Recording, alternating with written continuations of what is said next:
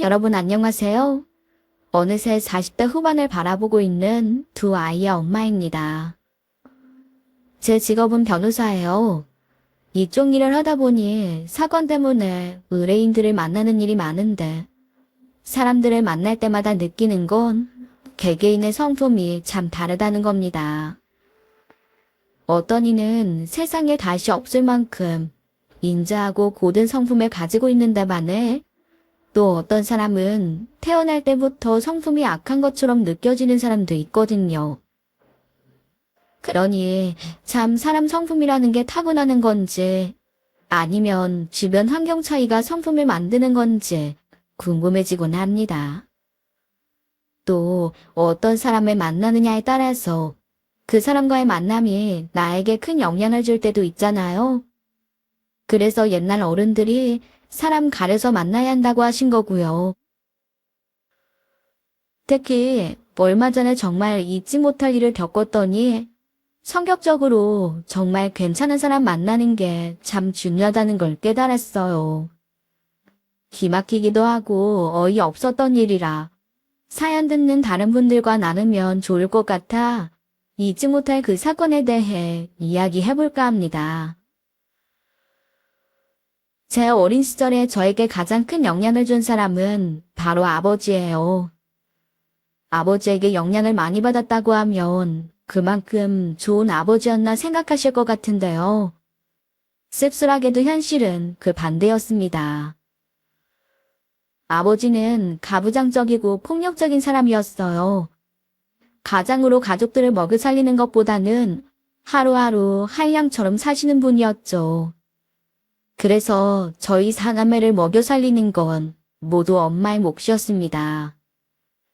게다가 술만 마시고 들어오면 부인과 자식들이 자신을 무시한다고 욕을 하며 물건을 집어던지곤 했었어요. 옷 나쁘면 아빠의 손찌검까지 견뎌야 하는 날도 있었네요. 그래서 우리 형제들은 이불 속에 숨어서 아빠의 술주정이 끝나기만을 숨죽여 기다리다 잠든 적도 많습니다. 그렇다 보니 어릴 적 저는 거의 방치된 채 자랐습니다. 어린 저에게 가장 행복했던 시간은 책을 읽고 공부하는 시간이었어요. 잡생각하지 않고 집중할 수 있는 일이라 더 좋았던 것 같아요. 그래서 시간 나는 대로 책을 읽었고 또 공부했습니다. 그래서인지 초등학교 때부터 전교 1등은 항상 제 몫이었어요.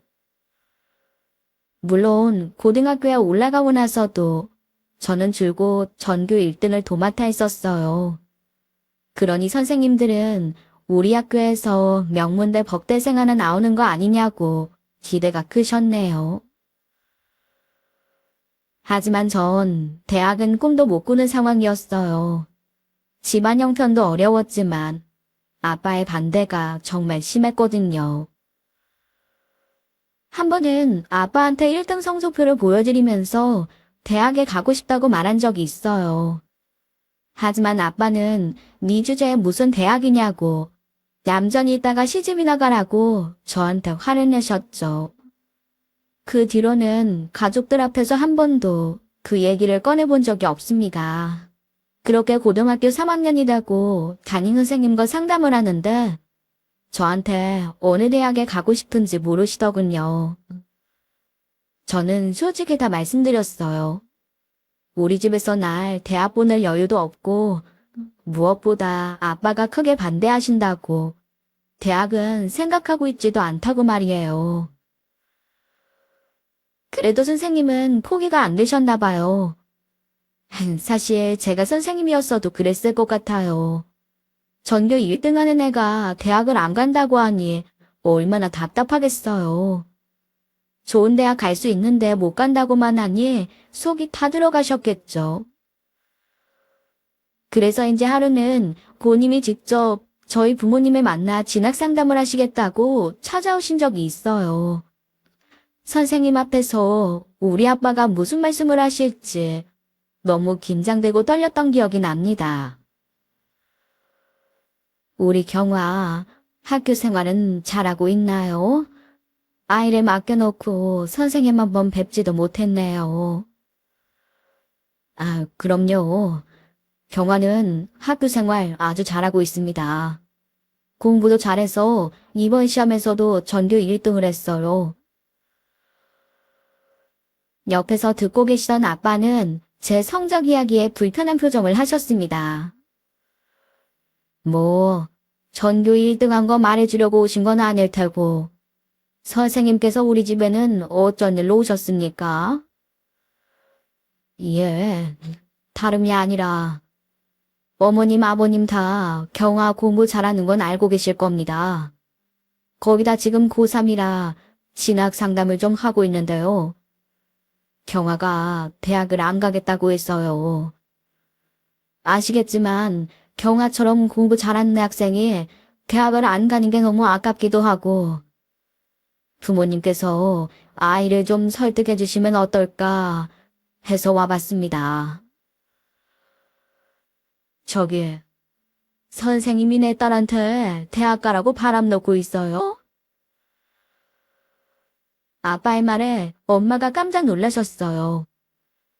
아, 경아 아빠, 아무리 그래도 선생님께 그런 말이라면 어떡해요? 가만히 있어봐.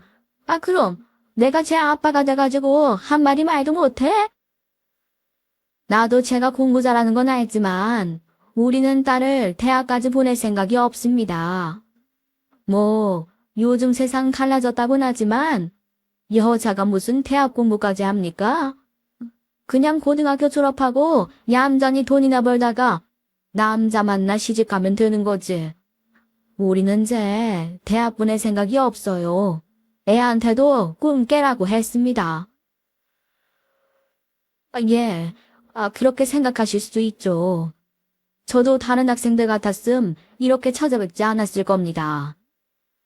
근데 아시다시피 경아는 고등학교 3년 내내 전교 1등이고 이 성적이면 명문대 법대 정도는 충분히 합격할 수 있습니다. 이렇게 똑똑한 학생이 대학도 못 가는 게 너무 아쉬워서 부모님께서 마음을 돌려주시면 어떨까 합니다. 선생님 말씀도 무슨 말씀인지는 알겠는데 구리는 제가 서울대 합격해도 안 보냅니다. 뭐 서울대는 입으로만 보냅니까? 학교 보내려면 등록금도 있어야 하고 드는 돈이 한두 푼이 아니라고 하는데 우리는 먹고 살기도 바빠서 제 뒷바라지 못해요. 그러니까 애한테 이상한 바람 넣지 마시고 얼른 가보세요. 아빠는 선생님께 막 화를 내셨어요. 우리 부모님을 설득하기 위해 웃었던 선생님은 그렇게 쫓기듯이 돌아가셔야만 했습니다. 선생님이 그렇게 쫓기듯 가시는데 화도 나고 솔직히 너무나 속상했어요. 아무리 돈이 없어서 딸 대학을 못 보내더라도 좋게 말해줄 수 있는 거잖아요. 근데 그렇게 윽박지르듯이 이야기하고 선생님을 쫓아보낸 게 부끄럽고 화가 났습니다. 선생님을 배웅하고 집으로 돌아와 보니 이미 한바탕 난리가 났던 것 같더라고요. 아빠는 돌아온 저를 보자마자 소리를 지르셨어요. 이경아, 너 이 기집애 이리 와봐.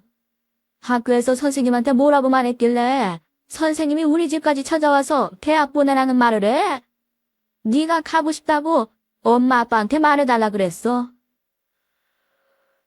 아니에요. 저도 선생님께 우리 집 사정 다 말씀드렸다고요. 근데 우리 선생님이 내 성적이 아까우니까 엄마 아빠 설득하러 오신 거예요. 정말이에요. 시끄러워.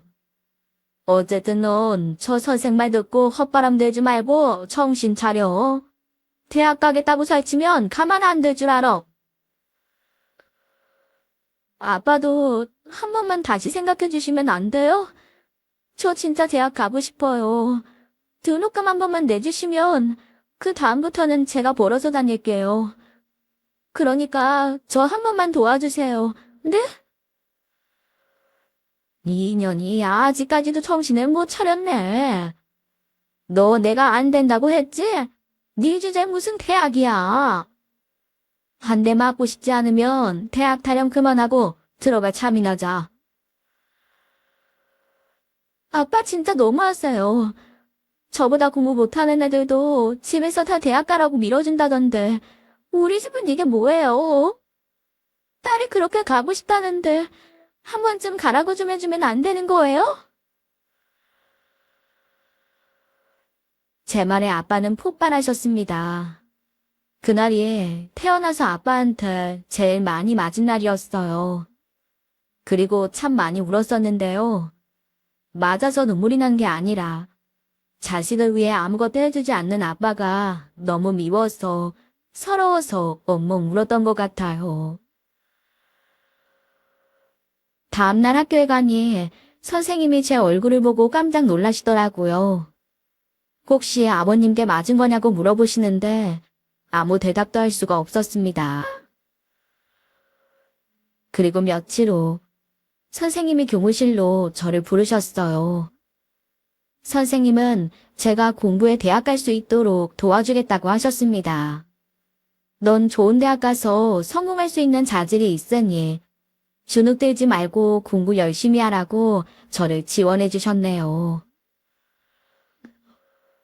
담임 선생님의 든든한 지원 아래 저는 최고 명문대 법대에 합격할 수 있었습니다.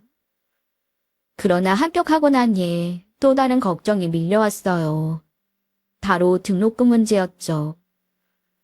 당장 학교에 다니려면 등록금이 있어야 하는데 부모님께 손 벌릴 수도 없었고 그렇다고 선생님께 또 도와달라고 말씀드리기도 죄송했네요.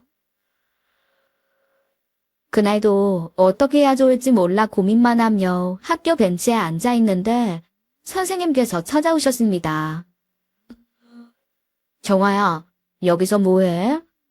이제 곧 좋은 학교 입학해야 할 사람 표정이 왜 그래? 무슨 고민 있어? 아니에요. 고민은요. 그냥 이것저것 생각 좀 하느라고요. 선생님한테 솔직히 말해봐. 대학 등록금 때문에 지금 고민하고 있는 거지? 안 그래도 선생님도 그게 걱정되더라. 부모님께는 말씀드려봤어? 아니요. 말씀드려도 하시는 말씀은 똑같으실 거예요. 어차피 돈 없으니까 대학 가지 말라고 하실 텐데요. 그래. 그래서 선생님이 고민을 좀 해봤는데 경화 등록금을 선생님이 내주면 어떨까? 네? 제 등록금을 선생님이요? 아니에요. 그동안 공부할 수 있도록 문제집이며 다 사주셨는데 등록금까지 신세질 순 없어요. 그럼 이렇게 하자. 신세지는 게 아니라 선생님이 경화한테 빌려주는 거야. 그러니까 경화가 대학 들어가서 열심히 공부하고 또 돈 벌어서 그 돈 갚는 걸로. 어때? 그렇지만 선생님도 힘드실 텐데 저 때문에 신경 쓰시는 게 너무 죄송해서요. 이런 걸로 죄송해할 거 없어. 내가 언제 또 전교 1등 하는 제자를 만나보겠어. 내가 가르쳤던 애가 명문대 법대생이라고 하면 얼마나 보람있고 뿌듯해. 그래서 도와주는 거니까 신경 쓸 필요 없어. 그리고 등록금은 선생님이 빌려준 거야. 너 꼭 갚아야 한다. 선생님, 정말 감사드려요. 저 대학 졸업하면 열심히 돈 벌어서 등록금 바로 갚을게요. 선생님, 진짜 감사합니다. 선생님께서는 그렇게 또 한 번 제게 손을 내밀어 주셨습니다. 등록금 문제가 해결되고 걱정이 풀려서인지 저도 모르게 눈물이 나더라고요. 이제 대학에 갈 수 있다는 안도감에 울었던 것 같아요. 그렇게 우여곡절 끝에 저는 대학에 들어갈 수 있었습니다. 대학 생활을 하면서 학생들 과외까지 하게 됐죠. 과외에서 번 돈으로 선생님께 빌렸던 등록금을 갚을 수 있었어요. 그리고 악착같이 공부하면서 장학금을 받으며 학교에 다닐 수 있었네요. 돈을 갖고 나서도 선생님과의 인연은 쭉 이어졌습니다. 선생님도 또 선생님의 아내 되시는 사모님도 제게는 은인 같은 분들이셨거든요. 저는 제게 베풀어 주신 마음을 어떻게든 보답하고 싶었습니다. 선생님, 그리고 사모님과 왕래하게 되니 선생님 댁에 초대받는 일도 종종 있었어요. 그렇게 집으로 찾아뵈면서 어느새 선생님 아들과도 자연스럽게 가까워지게 됐네요. 선생님 아들은 저보다 오빠였는데 가끔 밖에서 만나 밥도 먹고 영화도 보다 보니 서로 좋은 감정을 갖게 됐어요. 그렇게 자연스레 저희는 결혼까지 하게 되었죠. 결혼 이후 시댁에서는 저에게 더 아낌없는 지원을 해주셨어요. 그 덕분에 공부에만 전념할 수 있었고 당당하게 사법고시에 합격해 검사로 일하게 됐습니다. 검사로 일하며 실력도 인정받았고 빠르게 수석 검사 자리까지 올라갔어요. 또 그 무렵 아버님께서도 교직에서 은퇴하실 때가 되었죠. 사실 제가 검사로 일할 수 있었던 건 모두 아버님 덕분이잖아요. 그래서 퇴직을 맞아 뭐라도 해드리고 싶어서 크루즈 여행을 준비했는데 한사코 거절하시더라고요.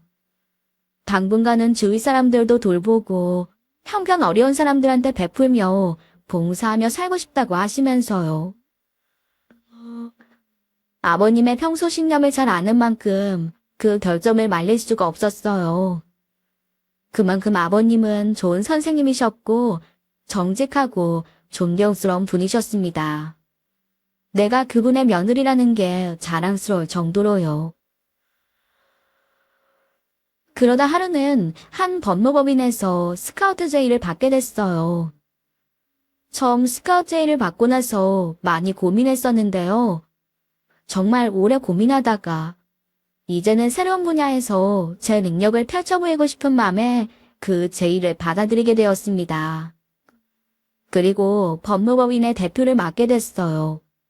검사로서의 제 역량을 잘 평가해 주셨기 때문에 대표직을 맡을 수가 있었죠. 그렇게 한 법무법인의 대표로 일하다 보니 아무래도 돈도 많이 벌게 되더라고요. 검사로 일할 때보다는 형편이 많이 나아졌어요. 그래서 아버님, 어머님께 저 뒷바라지 하느라 고생하신 만큼 앞으로 생활비를 드리겠다고 말씀드렸습니다. 하지만 두 분은 그 돈조차 받질 않으시는 거예요. 그러면서 아버님은 집에만 있기가 답답하니 아파트 경비로 일할 계획이라는 말씀까지 하시더군요. 아버님 말씀을 듣는데 저도 모르게 속이 상했습니다. 변호사의 며느리 되셨으면 이제 좀 편하게 사실 만도 한데 아파트 경비로 일하시겠다고 하니 마음이 편할 수가 없잖아요. 하루는 아버님께 그냥 용돈 받아 쓰시면 안 되냐고 부탁드렸던 적도 있어요. 아버님, 그 아파트 경비 일 꼭 하셔야 돼요. 이제 나이도 있으신데 다시 새로운 일 하시는 것도 마음 쓰여요.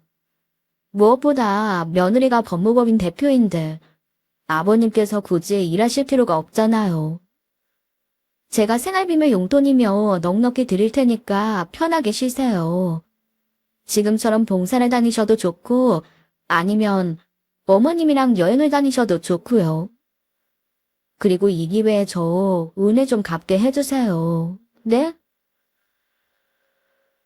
예, 경아야. 네가 무슨 마음으로 나한테 그런 말 하는지 다 안다. 남들은 시부모라면 기를 쓰고 싫어한다는데 우리 며느리는 나 이렇게 신경 써주니 내가 참 복이 많은 사람이야. 근데 아직은 너한테 신세 질 때가 아니야. 나 아직 건강하다. 내 몸, 내 뜻대로 움직일 수 있을 때까지는 너한테 손 벌리고 싶지 않어. 그리고, 이렇게 몸이 튼튼한데 집에서 쉬면 뭐해? 그냥 시간 죽이기 맞게 더 해? 그럴 바엔 어디라도 나가서 돈 버는 게 좋지. 다 내가 좋아서 하는 일이니까 너무 신경 쓰지 말어라. 아버님은 본인의 신념이 강한 분이셨어요. 그렇게까지 말씀하셨다면 본인의 결정을 쉽게 바꾸지 않으시리라는 걸 잘 알고 있었죠. 네, 아버님 말씀 무슨 뜻인지 알았어요.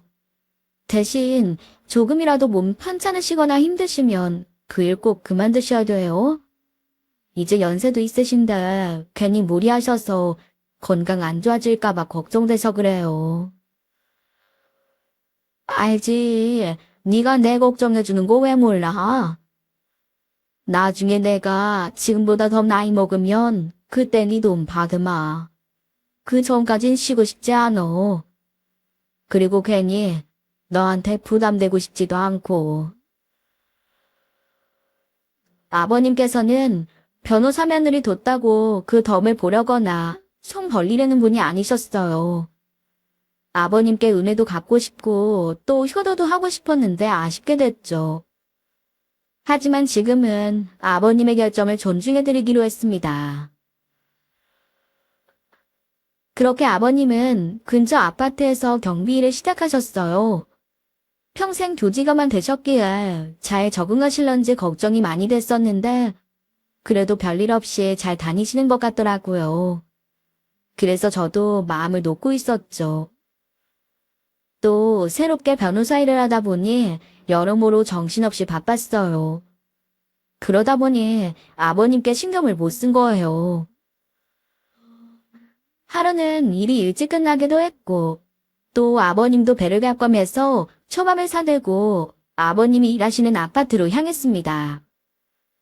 그런데 평소 좋아하시는 초밥을 사갔는데도 제대로 드시지 못하시더라고요. 아버님, 초밥이 입에 안 맞으세요? 아버님이 좋아하시는 일식집에서 사온 건데 입에 안 맞으시면 뭐 다른 거 살까요? 아니다. 그게 아니라 내가 아까 간식을 좀 먹었는데 그게 탈이 났나 봐. 아까부터 배가 아파서. 네가 신경 써서 사온 건데 못 먹어서 어쩌냐? 속이 안 좋으세요? 약이라도 사다 드릴까요? 아유, 괜찮아. 이러다 낫겠지. 간식이 맛있기에 급하게 먹었더니 그것 때문에 속이 좀 안 좋은 모양이야. 너 오기 전에 여기 아파트 부녀회장이 먹을 걸 한가득 주고 갔거든. 다른 아파트 경비들은 부녀회장 눈치 보느라 정신없다던데. 그래도 여기는 부녀회장이 먹을 것도 챙겨주고 인심이 괜찮은 것 같아. 아버님 말을 듣고 속으로 다행이다 싶었습니다. 사실 요즘 아파트 주민들이 경비원 갑질하는 일들이 너무 많잖아요. 그런데 먹을 것도 챙겨줬다길래 나쁜 사람들은 아니구나 했었어요. 그러다 옆에 놓인 간식 봉지를 봤는데 제가 뭘 잘못 본 건 아닐까 제 눈을 의심했습니다. 부녀회장이 아버님께 줬다던 간식이 유통기한이 다 지난 거 있죠? 날짜가 다 지난 상한 걸 드셨으니 속이 안 좋으셨던 거예요. 저기 아버님, 혹시 드신 간식 유통기한은 확인해 보셨어요? 봉투 보니까 날짜가 다 지난 것 같아요. 그러냐? 아유, 내가 미처 유통기한은 못 봤네. 아버님, 이거 부녀회장이 날짜 지난 거 다 알고 준 거 아니에요? 요즘 경비한테 날짜 지난 음식 주는 사람들 엄청 많다던데. 그래서 아버님 배탈 나신 것 같아요. 그래, 나도 그런 뉴스 보긴 했다만 우리 아파트 부녀회장님이 그럴 분은 아니야. 자기도 날짜 깜빡하고 준 거겠지. 그리고 너도 그렇게 사람 의심하고 못 믿고 그러면 안 돼. 의심하지 말라는 아버님 말씀에 더 이야기하지 못했습니다. 하지만 배탈이 심하게 나셔서 결국은 그날 급하게 응급실까지 가셨어요. 응급실까지 가실 정도로 심하게 탈이 나신 걸 보고 솔직히 너무 속상하더라고요. 아무리 실수여도 그렇지 날짜 지난 걸 줘서 이렇게 탈이 나게 만들었으니까요. 당장이라도 따지러 가고 싶은데 그걸 또 아버님이 말리셨어요. 그 사람도 모르고 그랬을 텐데 화내지 말라고. 호의를 베푼 거니까 잘 받아줄 줄 알아야 한다고 하셔서 그 일은 그렇게 마무리됐네요. 한편으로는 정말 별 생각 없이 호의를 베푼 걸 수도 있으니 너무 나쁘게만 받아들이지 말자 싶기도 했고요. 그 일이 있고 얼마 뒤 아버님이 감기에 걸리신 적이 있었어요. 워낙 건강하신 체질이라 감기 걸리시는 일이 없었는데 경비를 하시면서 몸도 안 좋아지신 것 같아 신경 쓰였죠. 그래서 일하시는 경비실에 가보니 추운 겨울인데 난방기구 하나가 없는 거예요. 그 흔한 전기난로 하나도 없더라고요. 바로 하나 사드리려고 하니까 아버님께서 괜찮다고 극구 사양하셨어요. 하지만 이번에는 저도 그냥 물러설 수가 없었습니다. 이렇게 추운데 왜 며느리가 사준다는 난로까지 마다하시며 추위를 견디려고 하시냐? 혹시 제가 사드리는 게 싫으시냐고 여쭤보니 아버님께서는 한참을 고민하시다 겨우 입술을 떼셨어요. 부녀회장이 경비실에서 난로 켜지 말라고 경고를 하고 갔다는 겁니다. 전기세 나간다고 아예 틀지 말라고 했다더라고요. 부녀회장 입김에 다른 경비들도 다 춥게 지낸다고 하시는데 너무 속상한 거예요. 아무리 전기세가 나가도 그렇지 어떻게 사람을 이렇게 추운 데서 일하게 해요. 하도 화가 나서 부녀회장 좀 만나봐야겠다고 하니 아버님이 저를 진정시키셨어요. 일터에서 괜한 분란 만들고 싶지 않다고요. 나중에 잘 이야기해 볼 테니 마음 쓰지 말라고 하셨네요. 그렇게 말씀하시니 제가 뭐라고 할 수가 없었죠. 아버님은 현명한 분이시니 부녀회장과의 트러블도 잘 해결해 나가실 거라 믿었습니다. 그 이후 크게 문제되는 일은 없었어요. 아버님도 별말 없이 경비 일을 하셨고요. 부녀회장 일은 계속 마음에 남아 있었지만 아버님께서 슬기롭게 잘 해결하시리라 믿었습니다. 그러던 어느 날 시댁 근처 마트에서 아버님을 봤어요. 혼자서 장을 보고 계시더군요. 반가운 마음에 얼른 아버님께 다가갔죠. 아버님, 여기서 뭐하고 계세요? 혼자 장 보시는 거예요? 응? 아유, 우리 며느리구나. 그래, 여기까지는 어쩐 일이냐? 오늘 아버님 댁 가서 제가 밥 한 끼 해드리려고요. 그래서 장 보러 왔죠.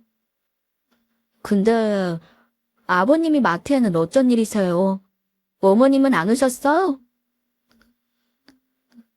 제 물음에 아버님은 크게 당황하신 표정이었어요. 마트에서 우연히 저를 만난 순간부터 표정이 밝지 않으신 것을 눈치챘습니다. 아버님, 오늘 좀 이상하세요. 무슨 일 있으세요? 무슨 안 좋은 일 있으신 거면 제게 말해보세요. 아니다. 이런 무슨. 그럼 장 보고 집에 가 있어라. 나는 볼 일이 좀 있어서 일 보고 들어가마. 어디 멀리 가세요? 제가 모셔다 드릴게요. 저 차 가지고 왔어요. 됐다니까.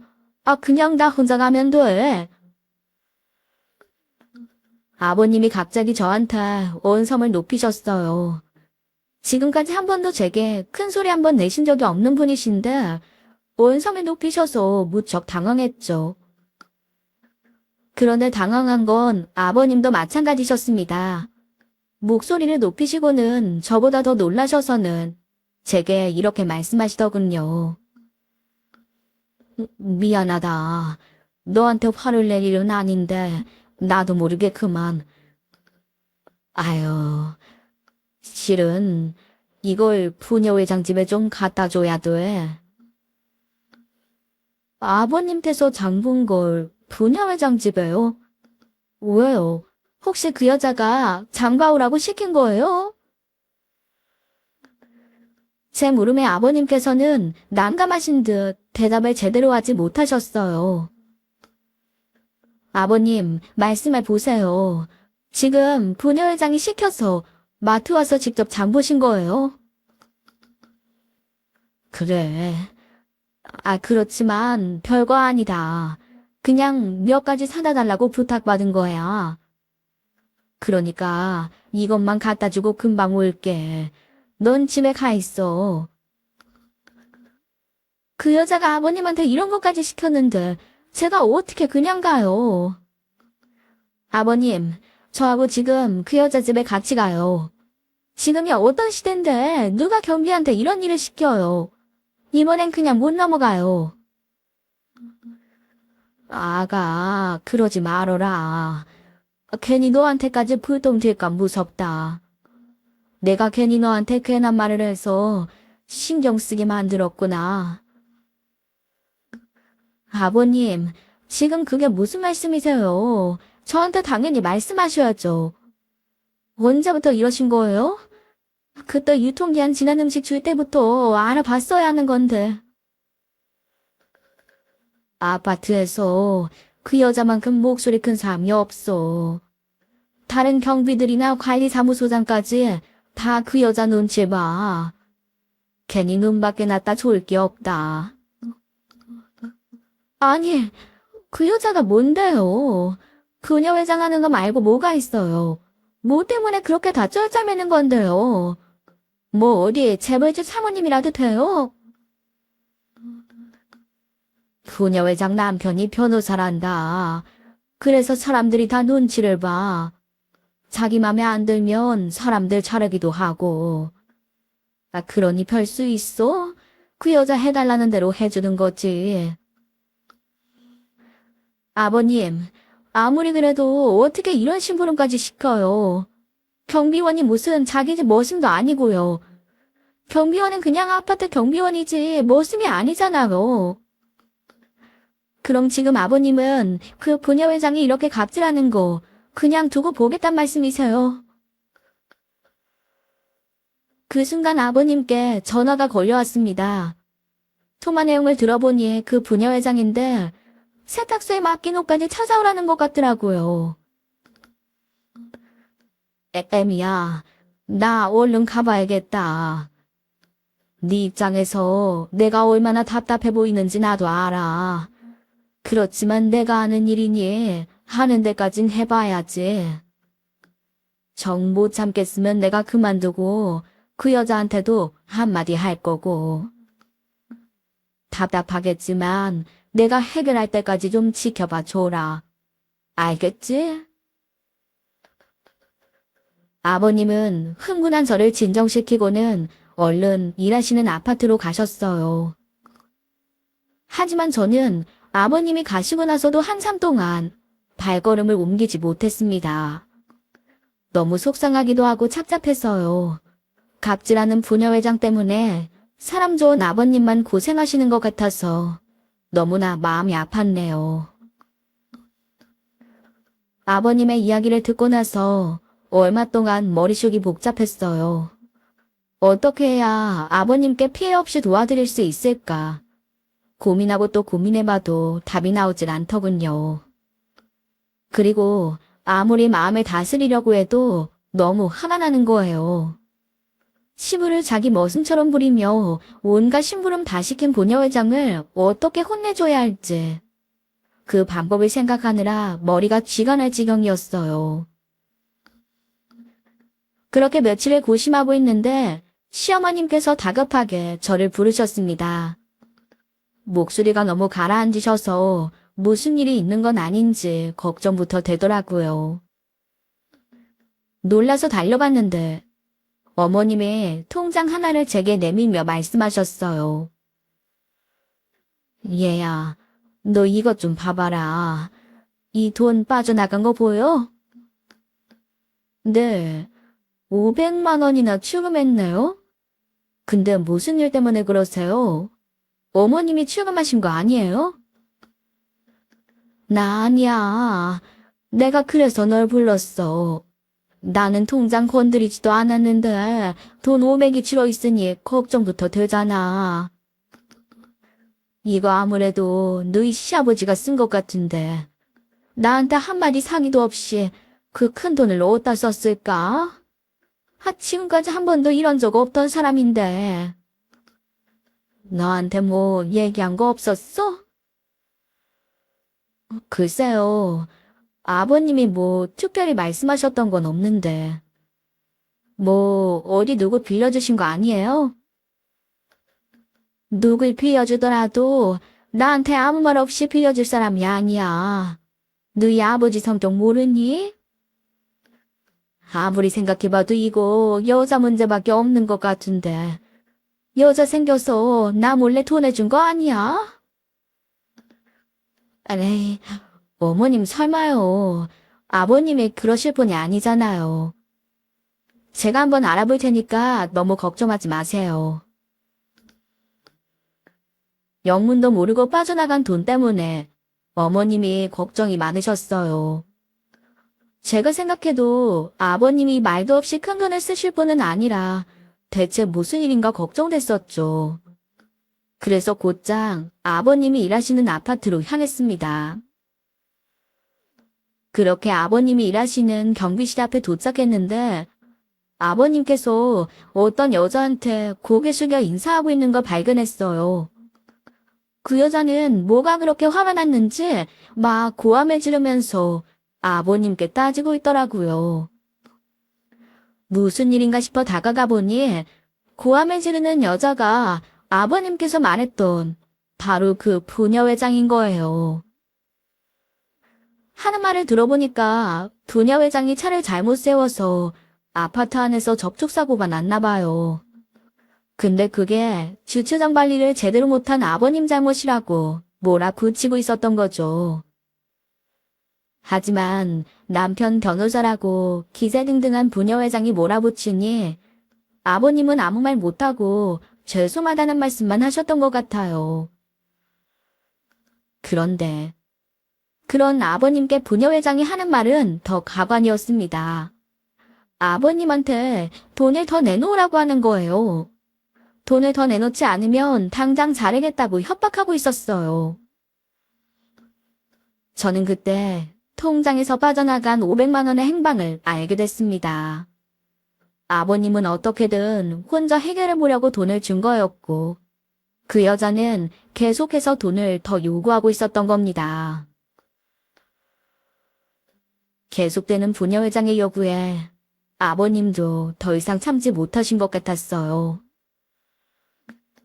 저기 부녀회장님, 저는 할 만큼 했습니다. 솔직히 주차 잘못해 놓은 건 제 잘못이 아니잖아요. 하도 화를 내셔서 돈을 드리긴 했는데 저도 더 이상은 못 드립니다. 이 아저씨 이거 안 되겠네. 나 이 아파트 부녀회장이에요. 당장이라도 잘리고 싶으신가 봐. 이 씨 아저씨 밥줄은 나한테 달려있다고. 그거 몰라? 나 2번 말아낼 거니까 다음 주까지 당장 500 더 마련해와요. 알았어요. 부녀회장님 마음대로 하세요. 저는 더 드릴 돈 없어요. 그러니까 이만 가보세요. 저도 일해야 됩니다. 아저씨, 지금 뭐라 그랬어? 아저씨가 뭔데 부녀회장이 나한테 가라 말아야. 경비일 안 해도 살만한가 봐. 내 눈 밖에 나면 당장 모가지인데 이 배짱에 부리시네. 아저씨, 여기서 오래 일하고 싶으면 돈 내놔. 나한테 까불다가 진짜 잘리는 수가 있다고. 내가 한번 무서운 맛 좀 보여드릴까? 부녀회장은 시아버지 머리를 툭툭 치면서 계속 무시하는 겁니다. 그걸 보는데 열이 확 오르더라고요. 저도 더 이상 참지 못하고 두 사람에게 바로 달려갔죠. 저기요, 지금 우리 아버님한테 뭐 하시는 거예요? 그쪽이 부녀회장이에요. 지금 머리 툭툭 치시면서 돈 내놓으라고 하시는 것 같은데 이거 협박죄 될 수 있다는 거 아세요? 넌 또 뭐야? 아, 이 아저씨 며느리야? 아무것도 모르면 그쪽은 좀 빠져. 내가 지금 그쪽 시아버지랑 기니 할 말이 좀 있으니까. 하실 말씀 있으시면 저랑 하세요. 말도 안 되는 이유로 사람 협박하고 돈 뜯어내지 마시고요. 지금 이러시는 거 다 범죄예요. 나중에 후회하시기 전에 조심하세요. 참나, 기가 막혀서. 야, 네가 뭐 변호사라도 돼. 우리 남편이 변호사야. 보아하니 법 조금 아는 거 들먹이나 본데 잔소리하지 말고 꺼져. 변호사 남편도 없는 년이 어디 와서 큰 소리야. 당장 못 비켜. 부녀회장이 제 어깨를 확 밀치자 그 힘에 제가 완전히 뒤로 넘어질 뻔했어요. 그렇게까지 하는데 저도 더 이상은 가만둘 수가 없더라고요. 당장 일어나 부녀회장 뺨을 갈겨뒀습니다. 그러자 저한테 뺨을 맞은 부녀회장은 곧바로 제 머리채를 잡더라고요. 그렇게 해서 저와 부녀회장의 몸싸움이 시작됐습니다. 서로 머리채 잡고 소리 지르며 싸웠죠. 사실 체면 생각하면 참았어야 하는데 제 시부를 모욕하는데 그걸 어떻게 참아요. 아주 제대로 붙였네요.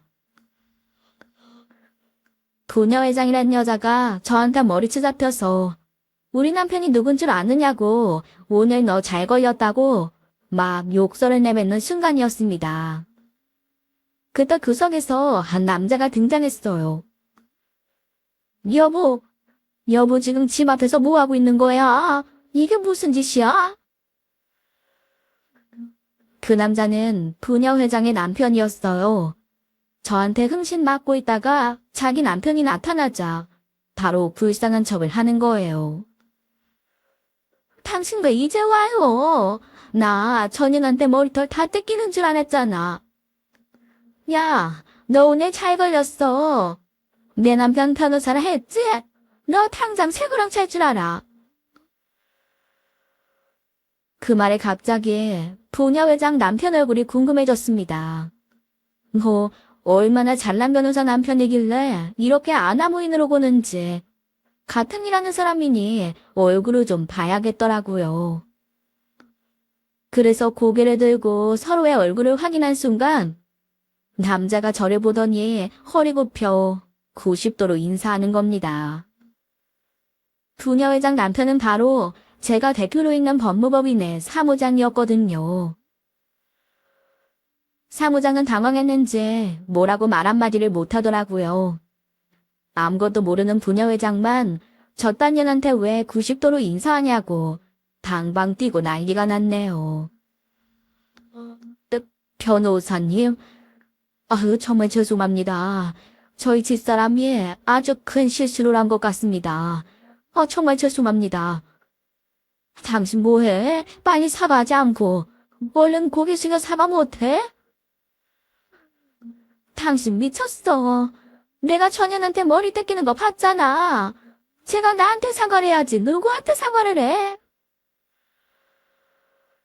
저기 부녀 회장님, 상황 파악이 잘 안 되시나 본데 그쪽 남편이 저한테 왜 이러는지 제가 누군지 궁금하지 않으세요? 이걸 보면 좀 상황 파악이 되려나? 분이 안 풀렸는지 씩씩대는 부녀 회장을 향해 명함 하나를 던져줬습니다. 그걸 보더니 순간 표정이 막 굳는데 진짜 혼자 보기 아까운 광경이었어요.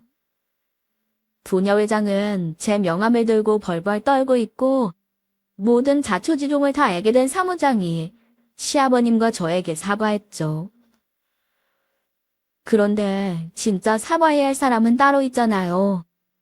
부녀회장에 꼭 찍어 제대로 사과하라고 했습니다.